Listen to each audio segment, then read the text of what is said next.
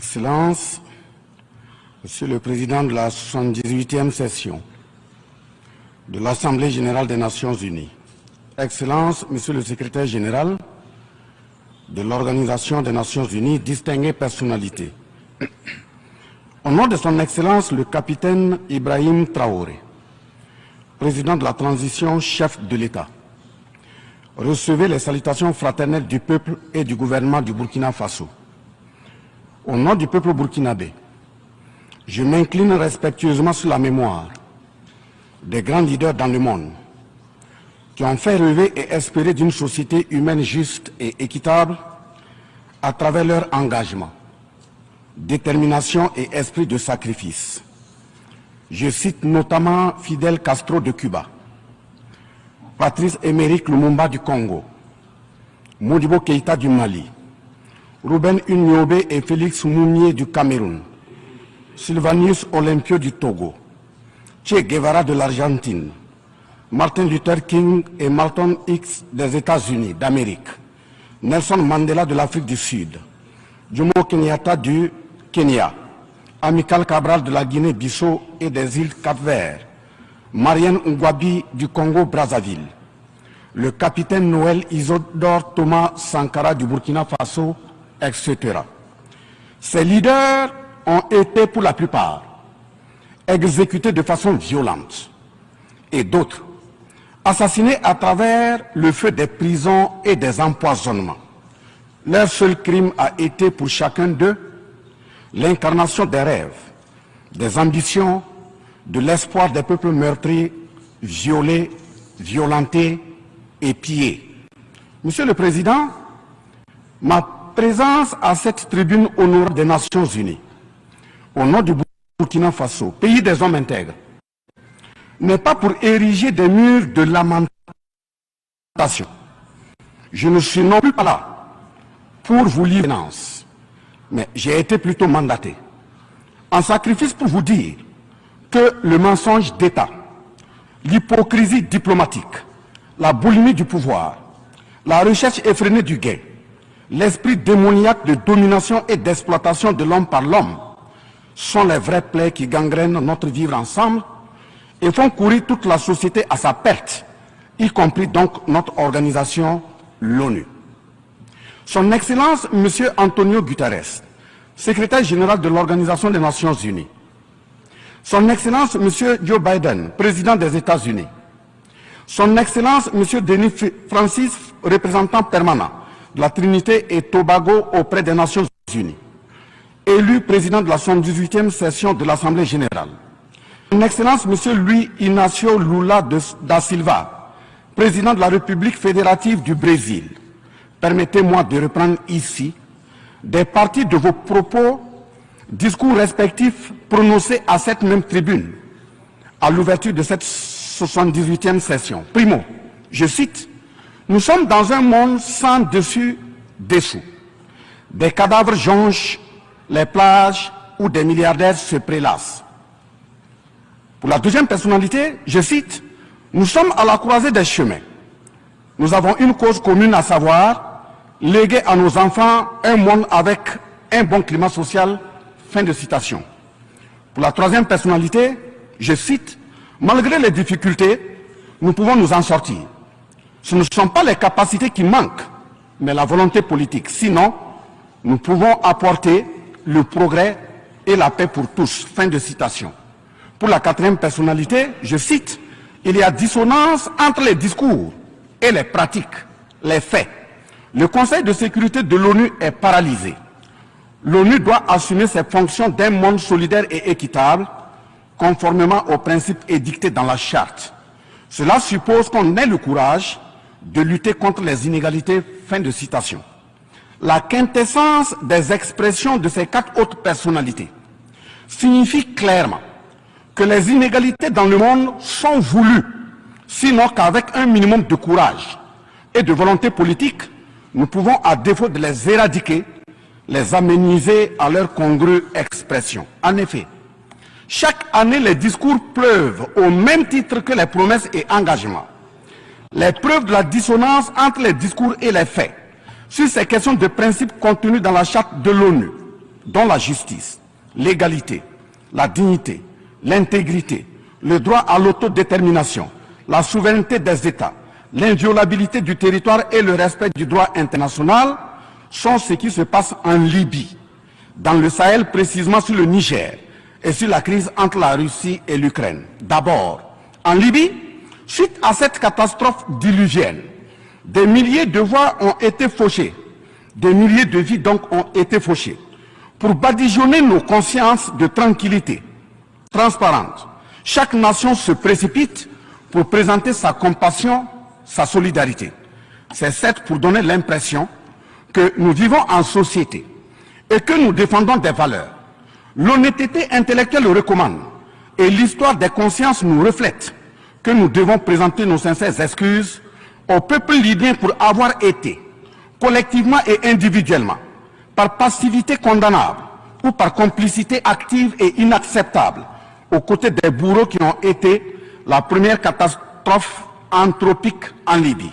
C'est cette catastrophe qui a mis la Libye à genoux en la saccageant et tuant son guide avant que les eaux de déluge ne viennent l'endeuiller davantage. Et malheureusement, à la tête de cette catastrophe humaine était l'ONU sous la résolution 1970. Et le silence coupable voit la complicité de la CEDEAO et de l'Union africaine. Cette macabre intervention, avec la France de Nicolas Sarkozy en tête, a liquidé le guide libyen, le colonel Muammar Kadhafi, le 20 octobre 2011.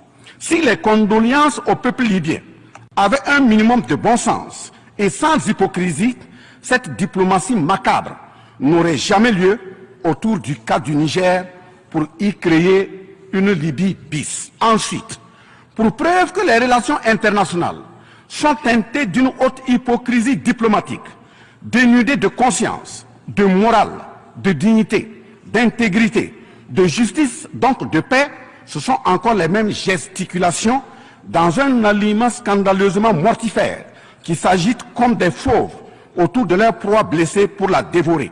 Aujourd'hui, nous avons fait le constat malheureux que contrairement au discours de profession de bonne foi prononcé à cette tribune de l'ONU, invitant au respect de la charte de l'ONU et du droit international, les dirigeants représentant le peuple frère du Niger ont été pratiquement interdits d'accès au siège des Nations Unies.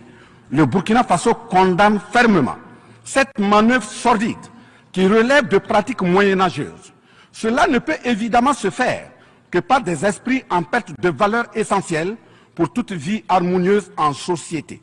De ce fait, nous renchérissons pour dire que l'ONU ne doit en aucun cas être un instrument dans les mains d'un quelconque pays. Les leaders panafricanistes qui se sont battus pour l'unité africaine, nos grands-parents qui sont tombés dignement sous les balles assassines des colons, les dignes fils africains qui se sont sacrifiés pour l'honneur sur le continent et qui ont lutté férocement contre la traite négrière et le néocolonialisme, ont eu leur sommeil de guerriers perturbé pour avoir entendu qu'une poignée d'enfants égarés de l'Afrique tiennent le Niger, telle une boule de coton, à l'envahisseur afin qu'il y mette le feu. Oui, cher continent africain, une poignée de tes enfants a décidé de t'humilier et de te vilipender à travers le mensonge éhonté d'État, en commençant par le Niger. Par conséquent, je lance un appel vibrant et solennel au peuple sénégalais, béninois, nigérian, ghanéen, tchadien, ivoirien, comorien, bissau-guinéen et tous les peuples d'Afrique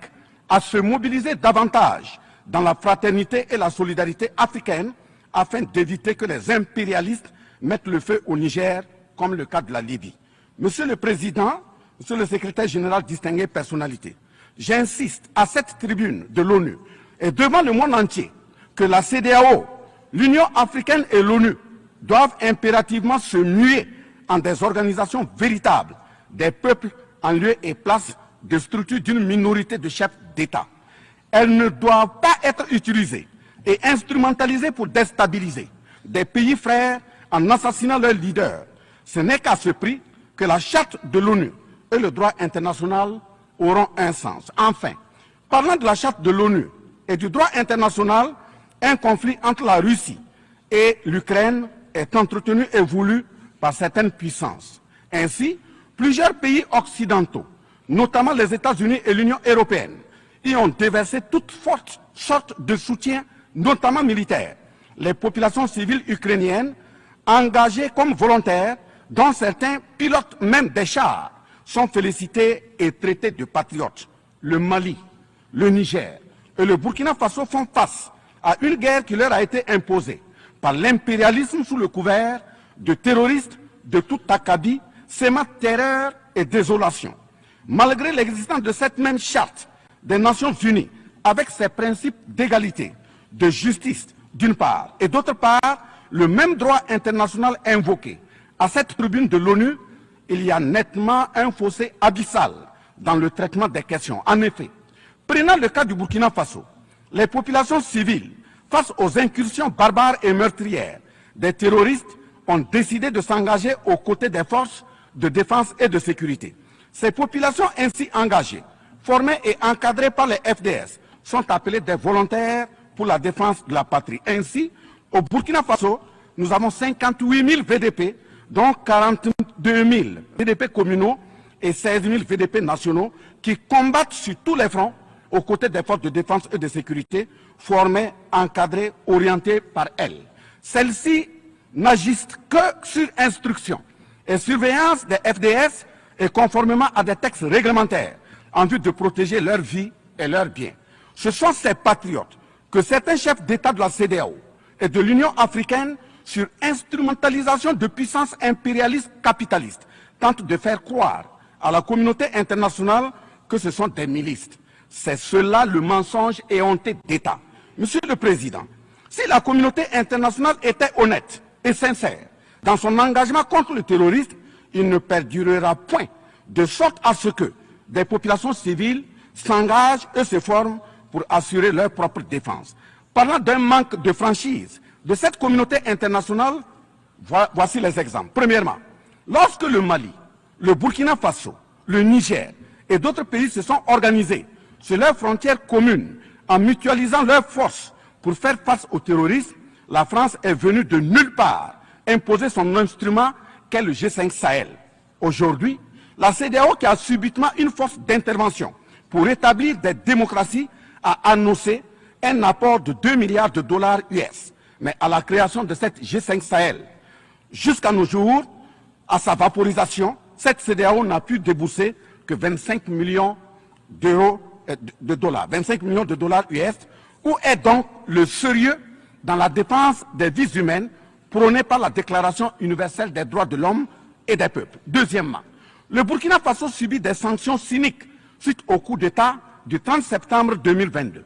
Cette nébuleuse dite communauté internationale, sous l'impulsion de la France qui est passée par ses valets locaux en Afrique, a tenté d'abord de faire nommer un premier ministre au Burkina Faso en vain. Ensuite, ils sont passés à l'imposition de ministres dans des postes stratégiques au sein du gouvernement burkinabé en vain. Et enfin, ils ont négocié le maintien des relations afin que le capitaine Ibrahim Traoré mette en œuvre tout ce qu'ils décideront, condition sine qua non d'une durée à souhait au pouvoir. L'ayant aussi refusé, au nom de l'intérêt supérieur de son peuple, une avalanche de mesures répressives, de menaces, de tentatives de coup d'État, manœuvres immorales sont en élaboration dans des laboratoires criminels. Et malheureusement, toutes ces manœuvres et missions macabres sont pilotées en marionnettes téléguidées par des personnages de couloir présidentiel africains. C'est ainsi que même cette fameuse initiative d'Accra, sans le Mali, n'a pas fait long feu. Troisièmement, en plus des coupures d'aide, d'annulation de conventions de formation de nos forces de défense et de sécurité, nous assistons au blocage de notre matériel militaire, commandé avec la sueur de nos compatriotes, toujours sous l'impulsion de la France. En exemple, pour les vecteurs aériens nécessaires pour le contrôle et la défense du territoire, nous avons eu un contrat avec le Brésil, dont la licence d'armes devait provenir de la Belgique et le système de navigation de tir ainsi que des caméras des États-Unis d'Amérique, puis un moteur du Canada. Ces moyens sont aujourd'hui fallacieusement et cyniquement bloqués. Vous parlez de défense des droits humains à cette tribune de l'ONU. Je vous invite donc à nous livrer incessamment nos armes pour la défense et la protection de nos populations meurtries. En tout état de cause, vous êtes solennellement saisis. Et si rien n'est fait, l'histoire vous tiendra responsable de non-assistance à personne en danger. Monsieur le Président, Monsieur le Secrétaire général, ce tableau peu reluisant de cette communauté internationale, caractérisée par la non-assistance à États en proie au terrorisme, l'hypocrisie internationale, la suprématie de quelques puissances au sein de l'ONU, la complicité au pillage de l'Afrique, etc., ne commande-t-il pas la traduction de cette communauté internationale devant la Cour pénale internationale? En un mot, notre sécurité sera assurée par nous-mêmes en priorité et non par quelqu'un d'autre. Sur la question de la présence de Wagner au Burkina Faso, chantée par une certaine presse téléguidée depuis l'Élysée, je répondrai ceci. Oui, Monsieur le Président, c'est nous les Wagner du Burkina Faso. Oui, ces braves forces de défense et de sécurité et volontaires pour la défense de la patrie sont les Wagner du Burkina Faso. Par conséquent, du haut de cette tribune de l'ONU, je magnifie le sacrifice de tout patriote au nom de l'intérêt national. Je salue vivement la mémoire de tous ceux qui sont tombés les armes à la main et magnifie le courage et l'intégrité de ceux qui sont toujours en vie et foncent inexorablement et de façon sacrificielle vers la victoire de notre peuple et la sauvegarde de notre patrie. Au lieu de nous aider à arrêter cette saignée humaine, ce sont des accusations fallacieuses, des mensonges éhontés d'État, englobés dans une diplomatie d'hypocrisie et des menaces voilées pour nous indiquer des partenaires à fréquenter et des conduites à tenir. Nous disons non. Au nom de la même charte des Nations Unies et du droit international que vous évoquez tous et toutes ici à cette tribune, les peuples africains en général et sahéliens en particulier sont résolument engagés à assumer absolument et pleinement leur émancipation totale pour un progrès social véritable. Ainsi, le Burkina Faso liera de façon souveraine ses partenariats avec qui il veut et achètera ses moyens de défense avec qui il veut. Qu'un pays s'appelle Russie, Iran, Turquie, Azerbaïdjan, Cuba, Nicaragua, Corée du Nord, le Burkina Faso y achètera et y vendra librement ses produits sans intermédiaire, encore moins une autorisation de qui que ce soit. Et cela advienne que pourra. Monsieur le Président, Monsieur le Secrétaire général, parlant toujours d'hypocrisie et de mensonges d'État, dans cette question de lutte contre le terrorisme, en général et dans le Sahel en particulier, voici d'autres faits que vous n'ignorez certainement pas et j'en suis certain. Primo, dans le Sahel, nous avons près d'une dizaine de milliers de soldats d'armées étrangères, composés en majorité de soldats français, mais également des soldats américains, allemands, italiens, etc., avec des armes, des matériels volants et de surveillance les plus sophistiqués au monde. Et malgré tout, personne ne voit des colonnes de centaines de terroristes se déplacer pour aller servir la désolation et la mort, souvent avec des armes inimaginables. Au Mali, au Niger et au Burkina Faso, il n'y a ni usine de fabrique d'armes, ni de munitions. Qui recrute donc ces terroristes? Qui les entraîne? Qui les dote en permanence? Qui les nourrit et avec quels moyens? Croyez-vous à cette philanthropie au nom de laquelle des Occidentaux vont envoyer leurs militaires au Sahel mourir pour des beaux yeux des Sahéliens? Si oui, qu'est-ce qui justifie les énervements et autres gesticulations puériles et diplomatiques dès qu'on dit à la France de déguerpir militairement? La vraie raison, ce sont les ressources du sous-sol au Sahel. En effet, l'Assemblée nationale française a voté la loi numéro 057-7-27 du 10 janvier 1957, parue dans le journal officiel de la République française du 12 janvier 1957, portant création de l'Organisation commune des régions sahariennes, OCRS, qui regroupe des parties du Mali, du Burkina Faso, du Niger, de la Mauritanie, de l'Algérie, etc. Cette zone n'a jusque-là pas d'égal dans le monde en termes de richesse de sous-sol.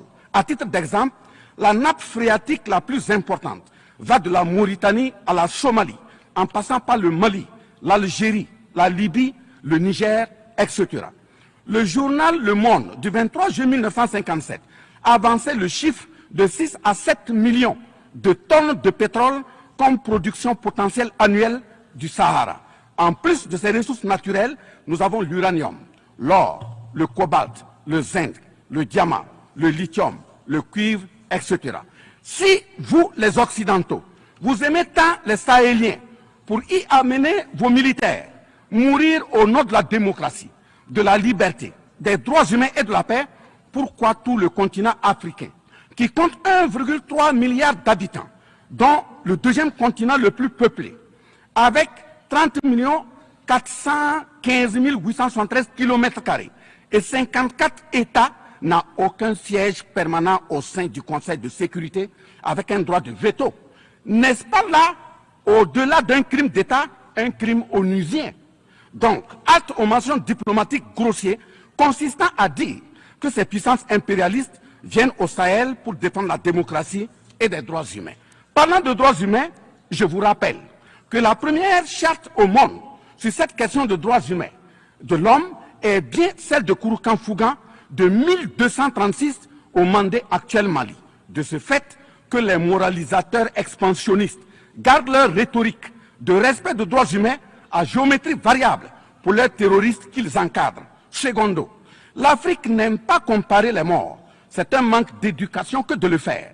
Par conséquent, je m'incline respectueusement sur la mémoire de toutes les nationalités ayant perdu la vie en Afrique en général et au Sahel en particulier. Ainsi, sur les sorties hasardeuses, condescendantes et malheureuses du président de la République française Emmanuel Macron, et qui frise souvent le ridicule, tout en se glorifiant d'une hypothétique condescendance sur les peuples africains, je m'impose le devoir de lui faire un petit cours d'histoire sur sa propre histoire.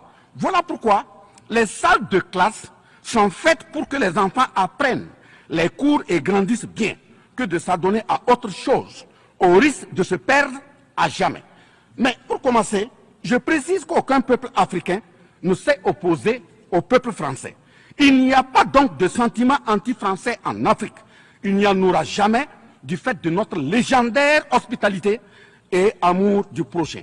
Il n'y a que les peuples africains refusent la condescendance, l'arrogance, l'insolence, la suffisance, le paternalisme, le pillage de ses ressources et le crime organisé. En effet, pour votre mémoire, Monsieur Emmanuel Macron, d'abord, je rappelle l'appel à travers la BBC en Angleterre le 14 juin 1940, lancé par votre propre grand-père, le général de Gaulle, à l'endroit de l'Afrique pour venir sauver la France des griffes des nazis. Comme rappel, nous avons 17 000 Maliens morts pendant les deux guerres mondiales, d'une dette de sang que la France semble avoir occultée.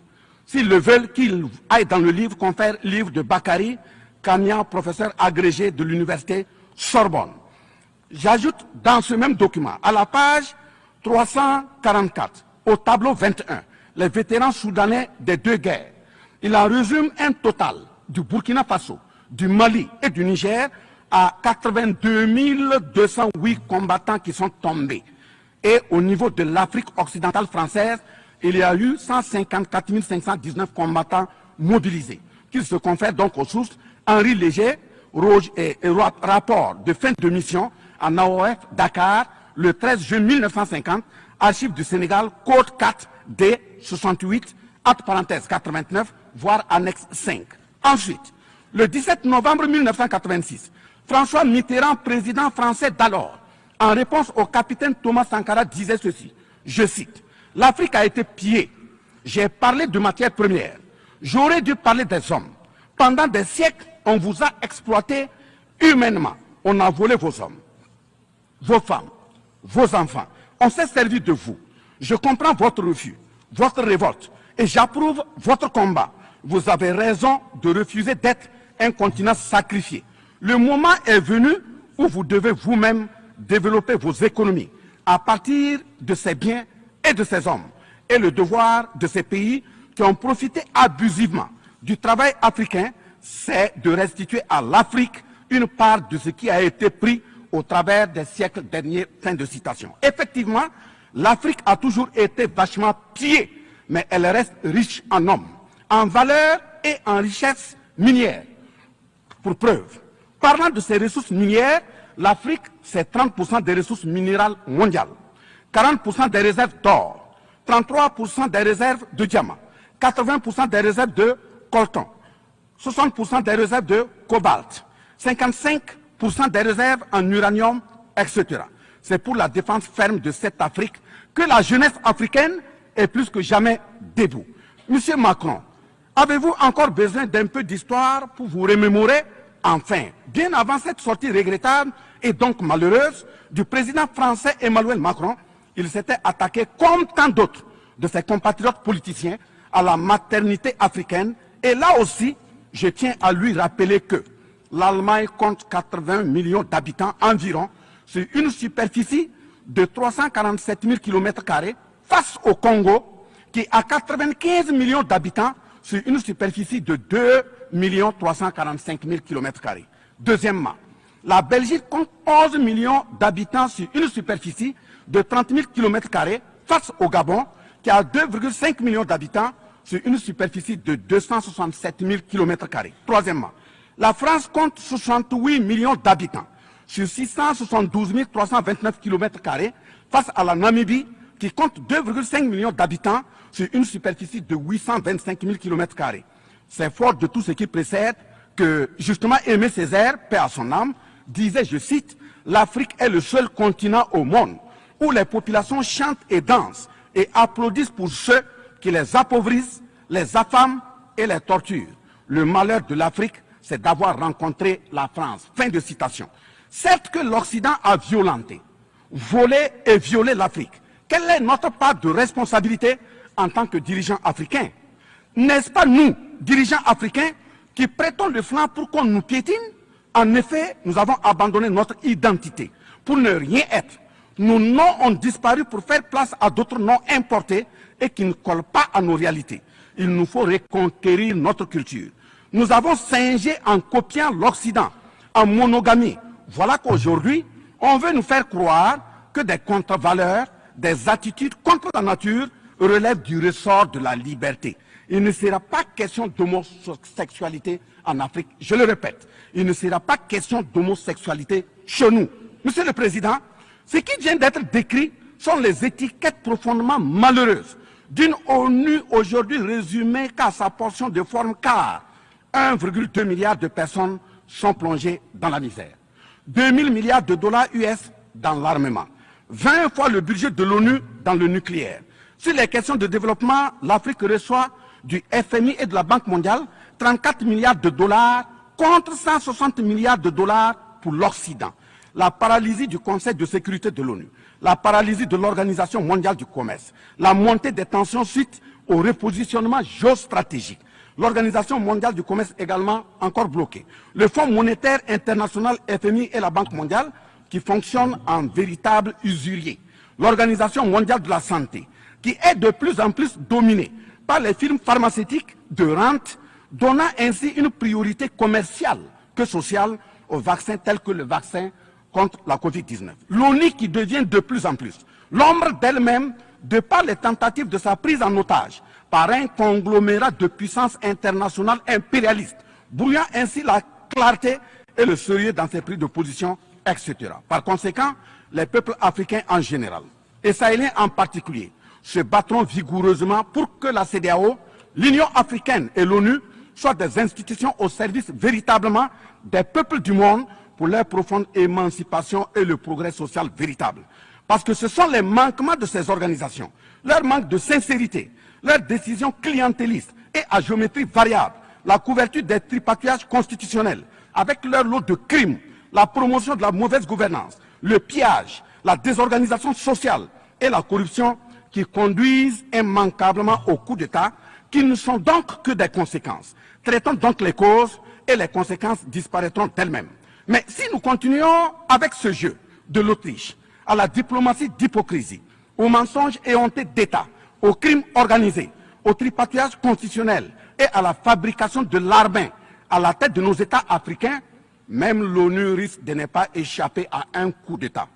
À bon entendeur, salut. Dans ce sens,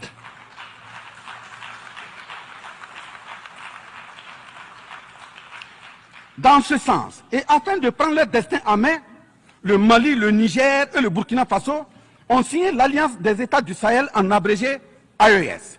L'AES est une architecture pour la sécurisation de nos pays, partant du traité révisé de l'autorité de développement intégré de la région du Liptako-Gourma. Prenant en compte la situation sécuritaire et surtout le manque de franchise dans le partenariat, il s'agit de compter sur nos propres ressources en recherchant la mutualisation de nos moyens et à œuvrer à faire disparaître les discontinuités dans les espaces de manœuvre opérationnels. Monsieur le Président, je vous signifie avec force et fermeté, dans une haute et intelligible voix que, primo, nous, peuple africain, sommes foncièrement démocrates. Pour preuve, notre attachement à la dignité humaine transcende la démocratie.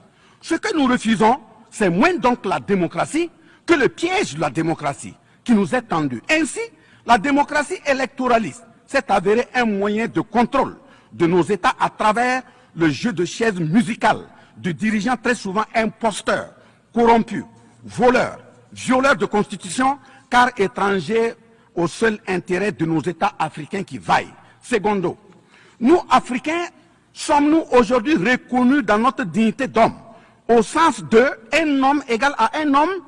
La réponse assurément est non, au-delà des convenances circonstanciées, pour nous endormir et mieux nous asservir. Triste pour le continent noir, reconnu scientifiquement comme berceau de l'humanité, mais dans la réalité humilié, placé sous contrôle dominé.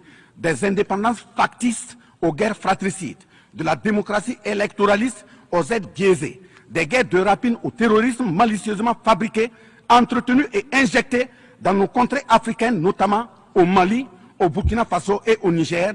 Il y a une seule constante: nous dominer, maintenir le pied sur notre cou, tel le cas de notre malheureux frère George Floyd aux États-Unis, ici même.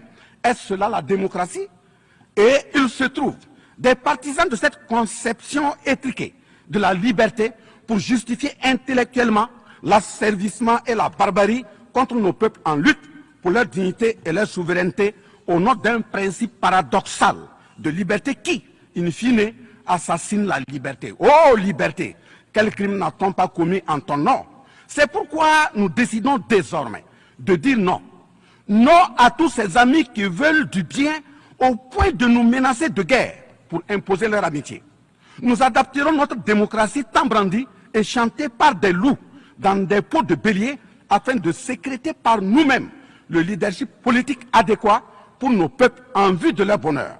Oui, l'émancipation totale et le progrès social véritable pour nos peuples constituent la finalité de toute action, qu'elle soit politique, économique, socio-culturelle et ou sécuritaire. Troisièmement, les peuples africains en général, et ceux sahéliens en particulier, ont découvert des chaînes d'aliénation économique, sécuritaire, socio-culturelle matérialisées en accord secret avec la France et sont engagés à les casser pour leur émancipation véritable. Ce sont entre autres, premièrement, la dette coloniale. Nous n'allons pas fermer les yeux et la payer tout en laissant nos populations mourir de faim et de soif et voire de maladie. Deuxièmement, la question de la monnaie dont le franc CFA, appelé franc des colonies françaises d'Afrique, n'est pas une priorité africaine. Au plan juridique, la propriété est le droit de jouir et disposer des choses de la manière la plus absolue. Confère article 544 du Code civil français chez eux-mêmes. Un brevet est donc détenu par la France sur le franc CFA. Elle est par conséquent propriétaire du franc CFA et elle la loue aux États francophones africains. Ce qui est marrant en plus est que le biais produit par la France pour l'Afrique de l'Ouest diffère de ceux de l'Afrique centrale en valeur monétaire sous la même appellation franc CFA. Le seul document reconnaissant le franc CFA est le décret numéro 45-0136 du 26 décembre 1945, dont les signataires furent Charles de Gaulle, président du gouvernement provisoire, René Plévin, ministre des Finances, et Jacques Soustel, ministre des Colonies. Quatrièmement, la priorité aux intérêts aux entreprises françaises dans les marchés publics et appels d'offres publics, c'est terminé. Cinquièmement, le droit exclusif de fournir des équipements militaires et de former les officiers militaires des colonies, là également c'est terminé, etc. Quatrièmement, personne n'applaudit un coup d'État. Mais si nous ignorons que ces coups d'État sont souvent des conséquences de la mauvaise gouvernance et des tripatouillages constitutionnels pour s'offrir des mandats supplémentaires. Il y en aura toujours. Donc, ayons la lucidité de combattre les vraies causes en restant exigeants sur le respect des règles démocratiques et de la bonne gouvernance. Cinquièmement, les peuples africains ne sont pas opposés au peuple français, mais c'est plutôt la politique française, pleine de condescendance, qui est rejetée. En effet, la France, en refusant le rapatriement de son ambassadeur récusé au Niger, est une violation du droit international, notamment l'article 9 alinéa 1 et 2 de la Convention de Vienne sur les relations diplomatiques de 1961. En décidant de l'interdiction des artistes du Burkina Faso, du Mali et du Niger en France, c'est une méconnaissance très grave de la portée culturelle en tant que moteur d'équilibre familial, communautaire, voire national. L'artiste est un médecin du psychique, même à distance. En déclarant qu'ils ne veulent pas de chômeurs, de migrants, de voleurs, etc. en France, nous en Afrique en général, et au Sahel en particulier, ce sont les producteurs de chômeurs et de voleurs via le pillage cynique de nos ressources que nous ne voulons pas. Mais sincère reconnaissance au peuple du monde, à l'ensemble des personnalités à tous les niveaux dans le monde, qui comprennent et accompagnent le Burkina Faso, le Mali et le Niger, dans cette montée, certes difficile, mais s'adresse totale sur le chemin de la pleine émancipation, l'expression de la dignité, de l'honneur, de la liberté, de l'égalité, de la prospérité, de la justice et donc de la paix.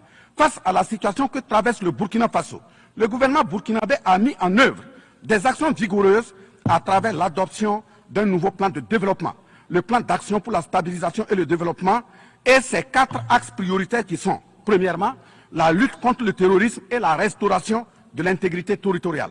Deuxièmement, la réponse à la crise humanitaire. Troisièmement, la réponse de l'État à l'amélioration de la gouvernance. Et pour terminer, le dernier élément, la réconciliation nationale et la cohésion sociale. Ces efforts visent à offrir à la population burkinabé de meilleures conditions de vie, tout en saluant l'ensemble des partenaires à travers le monde qui nous accompagnent. Nous invitons vivement ceux qui sont toujours dans le doute ou tétanisés par des rapports au contenu faux qu'ils sont les bienvenus au Burkina Faso, à condition que le partenariat cadre avec la vision de la transition résumée dans ces 4 axes. Vive l'ONU, vive la 78e session, vive les peuples en lutte, vive la solidarité entre les peuples, vive l'Afrique libre, vive l'Alliance des États du Sahel, vive le Burkina Faso, la patrie ou la mort, nous vaincrons. Je vous remercie. I thank the Minister of State, Minister of Civil Service. Je remercie le